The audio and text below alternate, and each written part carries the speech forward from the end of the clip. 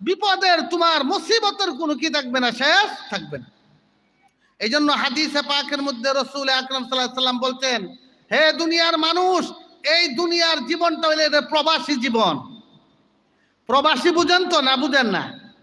দেখেন না আমাদের দেশের হাজার হাজার লক্ষ লক্ষ মানুষ আজকাল সৌদি আরবে বিপদে অন্য অন্য জায়গার মধ্যে গেছে। এই যে সৌদি আরবে গেছে কিসের জন্য গেছে বলেন তো দেখি? টাকা কামানোর জন্য। টাকা।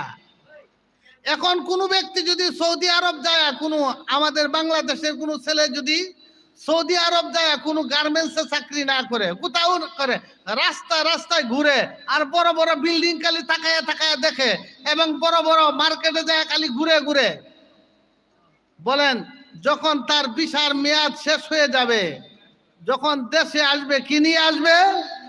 খালি হাত, খালি হাত।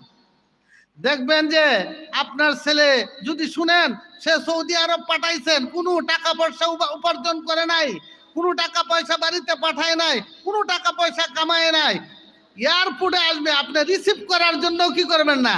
যাবেন না। ওই বদমাইশ, ওরে বাড়িতেই জায়গা দিব না, আমি 5 লক্ষ টাকাতে তারে সৌদি আরব পাঠাইলাম, ও তো কিছুই টাকা পয়সা কি করে নাই, কামাই করে না। আল্লাহ রাব্বুল আলামিন